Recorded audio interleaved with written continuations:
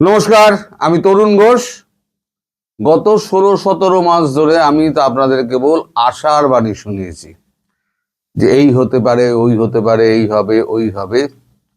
আজকে আমি আপনাদের নিশ্চিন্ত করতে চাই যে বাংলাদেশ এবার তার সবক শিখবে।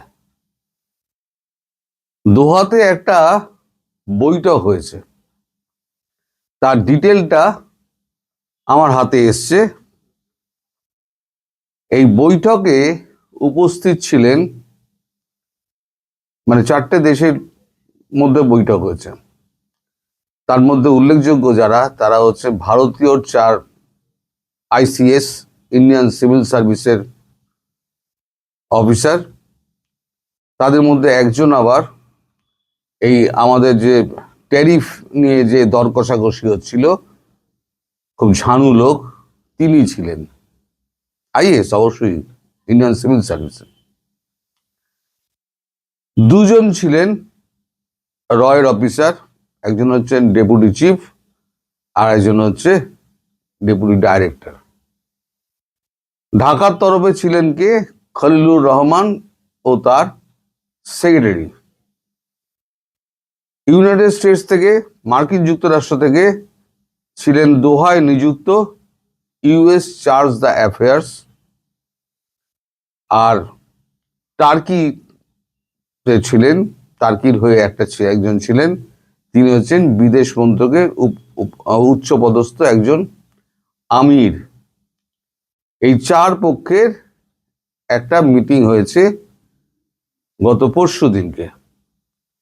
এই মিটিংয়ে যা সিদ্ধান্ত হয়েছে তা পরিষ্কার খলিলুরকে জানিয়ে দেওয়া হয়েছে। মিটিংয়ের মধ্যে এত প্রেশার ছিল, এই মিটিংয়ে খলিলুর বেশি মুখ খুলতেই পারেনি। ইউনূস যা যা তাকে শিখিয়ে দিয়ে পড়িয়ে পাঠিয়েছিলেন, ইউনূসের কোনো আপ্তবাক্য তিনি উচ্চারণ করতে পারেননি। তার আগেই তাকে মার্কিন যুক্তরাষ্ট্র, ভারত থামিয়ে দেয়। তো এখন যেটা আলটিমেটাম দেওয়া হয়েছে, সিদ্ধান্ত যেটা হয়েছে, সেটা হচ্ছে 2 থেকে 3 ডিসেম্বরের মধ্যে সমস্ত বিদেশি শক্তি যা ঢাকার বুকে রয়েছে এবং বাংলাদেশের বুকে রয়েছে, অর্থাৎ ISI এবং তার্কিশ যারা রয়েছে, যে কারা কত রয়েছে আমি পরে আসছি, তাদের প্রত্যেককে 2 তারিখ রাত্রিবেলা থেকে 3 তারিখ, মানে ওই 12টা-1টা, মানে মধ্যরাতটা 2 থেকে 3-এর মধ্যে তাদের ঢাকা ছাড়ার ব্যবস্থা করতে হবে। সেটার দায়িত্ব হচ্ছে ইউনূসের সরকারের। নাহলে পরে তাদের কি হবে না হবে তার গ্যারান্টি ভারতবর্ষ দেবে না। এবং এটা US এর উপস্থিতিতে বলা হচ্ছে, বৈঠকে বলা হচ্ছে।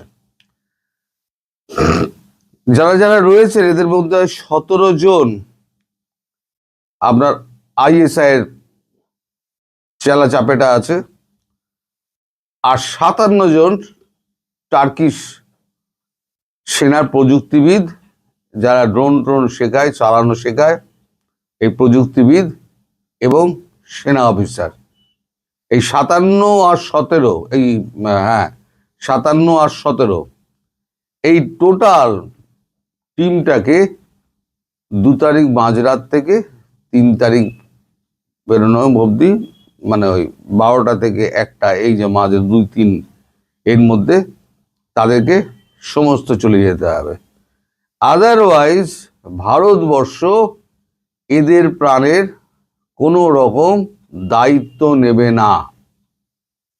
সেটা ভারতবর্ষ আলাদা করে মানে ডিপ্লোম্যাটিক চ্যানেলে যেমন পাকিস্তানকে জানিয়ে দিয়েছে, তেমন তুর্কি সরকারকেও জানিয়ে দিয়েছে যে তোমাদের লোক ফিরিয়ে নাও, আমরা অ্যাকশনে যাচ্ছি। হলো। এবার খলিলুরের বক্তব্য যেটা ছিল, সেটা হয়েছে, আপনাদের মিডিয়ায় তো কিছু বলে না। মিডিয়ায় তো ভারতের পেঁয়াজের দাম বলে আর সমস্ত ভুলভাল তথ্যপত্র দেয়।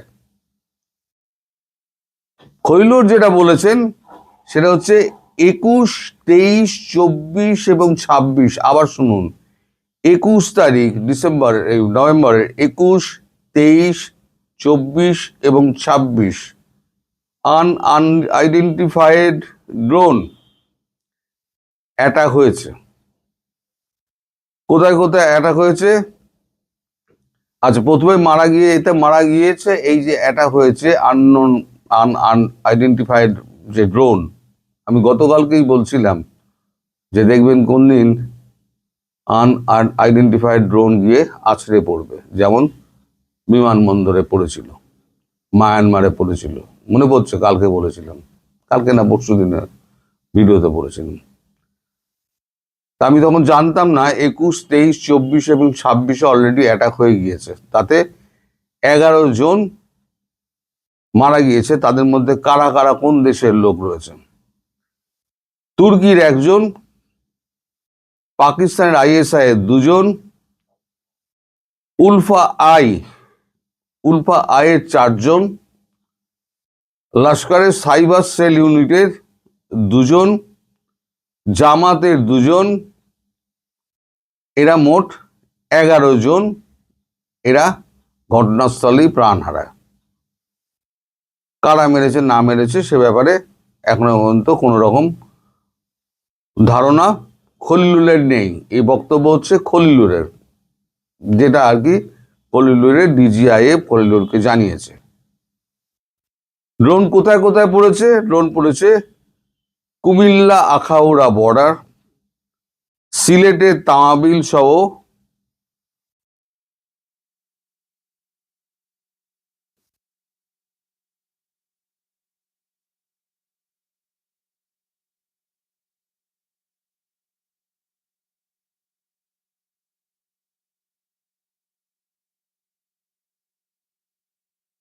মাফ করবেন, পয়েন্টটা উল্টো পাল্টা হয়ে গেছে, তার জন্য সময় লাগলো। সিলেটের তামাবিল সহ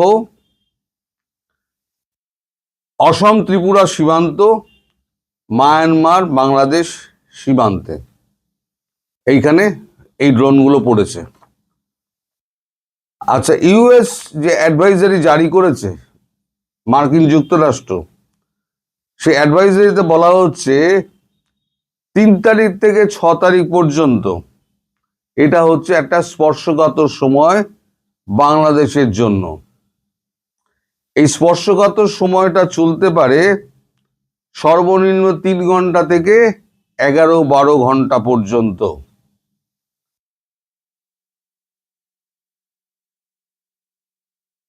আচ্ছা, এদের মোকাবিলা করার জন্য, ভারতীয় সেনার মোকাবিলা করার জন্য রংপুর ডিভিশন থেকে মোট 12,621 জন সেনাকে মোতায়েন করেছে বাংলাদেশ সরকার সীমান্ত অঞ্চলে।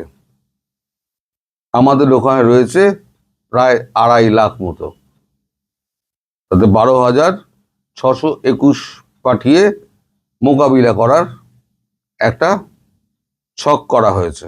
কি মোকাবিলা করবে ভগবান জানে। তবে এই যে আপনাদের বলা হচ্ছে, US অ্যাডভাইজারিতে বলা হচ্ছে 3 থেকে 6 পর্যন্ত স্পর্শকাতর যে সময়, এই 3 থেকে 6 মধ্যে মানে 2 তারিখ রাত্রিবেলা 12টা পেরিয়ে গেলে মানে 3 তারিখ পড়ে যাচ্ছে।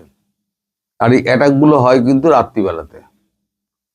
ফলে যারা যারা আমায় প্রশ্ন করছিলেন, দাদা 7 দিনের সময় তো পেরিয়ে গিয়েছে, আপনি তো কিছু বলছেন না, আমি তাদেরকে লিখেছিলাম, মানে কমেন্টের উত্তরে দিয়েছিলাম যে যা বলবে ভারতীয় সেনা বলবে, এখন আর আমাদের কিছু বলার নেই।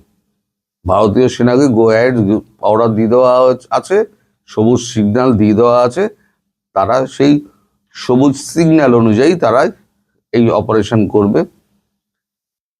আশা করা যাচ্ছে 3 থেকে 6 মধ্যে পুরো বাংলাদেশকে সাফ করে দেওয়া যাবে। এবার আমার একটা অ্যাডভাইস রয়েছে আপনাদের কাছে। আমার অ্যাডভাইস এটা হলো যে বিশেষ করে রংপুর এবং চট্টগ্রাম এলাকায় যারা থাকেন তারা সব ওই অঞ্চল ছাড়ুন। ওই অঞ্চল ছেড়ে অন্তত ঢাকা বা তার আশেপাশে, ঢাকায় মারবে না। ঢাকা বা তার আশেপাশে যে কোনো অঞ্চলে আপনারা চলে আসুন। এটা হচ্ছে নাম্বার 1। নাম্বার 2, যাদের আত্মীয় স্বজন ক্যান্টনমেন্টের মধ্যে রয়েছেন, চেনাশুনো আত্মীয় পরিজন বন্ধু বান্ধব ক্যান্টনমেন্টের মধ্যে রয়েছেন, তারা ইমিডিয়েটলি ক্যান্টনমেন্ট 1 তারিখের আগে ছাড়ুন। যা আছে বাক্স প্যাডরা নিয়ে 1 তারিখের আগে ছেড়ে দিন জায়গা। কারণ ক্যান্টনমেন্টগুলো কিন্তু কোনোটা সুরক্ষিত থাকবে না। মানে আমার যা এই ভারতীয় অ্যাকশন দেখে আমার যা মনে হয়, মানে আমি তো দীর্ঘদিন ধরে দেখছি বিভিন্ন জায়গায় অ্যাকশন হয়েছে। প্রথম কিন্তু ক্যান্টনমেন্টগুলো যায়, আর সীমান্ত এলাকার যে সমস্ত আপনার এই ঘাঁটিগুলো রয়েছে সেই ঘাঁটিগুলো ঘোরাবে। এখন কোনটা মিসাইল মারবে কোনটা ড্রোন মারবে তা আমি জানি না, তবে মিসাইল মারার সম্ভাবনা সব থেকে বেশি হচ্ছে গিয়ে ক্যান্টনমেন্টগুলোতে। আর ড্রোন মেরে যা প্রিসিশন ড্রোন যেগুলো আছে সেগুলো আপনার ছোটোখাটো যে সমস্ত ইনস্টলেশন রয়েছে উগ্রবাদীদের, সেই সমস্ত ইনস্টলেশনগুলোই মারবে। আর বড় ইনস্টলেশন হলে পরে সেখানে মিসাইল অ্যাটাক হবে।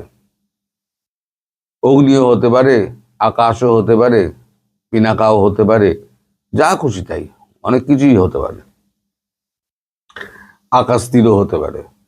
আর যদি একটা ব্রহ্মোস, আমার একটা অনুরোধ শুনে, যদি ভারতীয় সেনা একটা ব্রহ্মোস যদি একটা মারে, তাহলে পরে মোটামুটি অর্ধেক মানে বাংলাদেশের অঞ্চল, অর্ধেক না হোক অন্তত 10-15% অঞ্চল তো সমুদ্রের সঙ্গে মিশে যাবে, এবং সেখানে একটা বিল তৈরি হয়ে যাবে। মৎস্যজীবীরা ওখানে মাছ ধরতে পারবেন, ইলিশ মাছ চাষ করতে পারবেন। সেই ব্যবস্থা ভারতবর্ষ করে দেবে। ইউনেস্কো এখনো পর্যন্ত কোনো রকম টাইম দেওয়া হয়নি, বা যদি দিয়েও থাকে তাহলে পরে আমার কাছে সেই খবর এখনো পর্যন্ত আসেনি। আমার মনে হয় ইউনেস্কো কোনো রকম টাইম ফ্রেম বেঁধে দেওয়া হয়েছে, এর মধ্যে ইউনেস্কো ছাড়তে হবে গদি।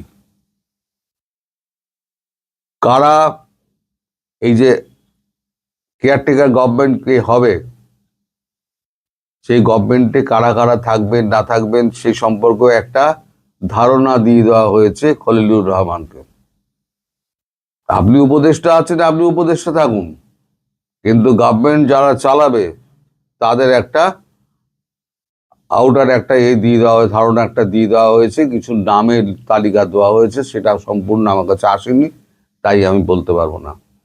সুতরাং আমার অ্যাডভাইস অনুযায়ী আপনারা যারা যারা ওখানে আছেন তারা ওখান থেকে কেটে পড়ুন।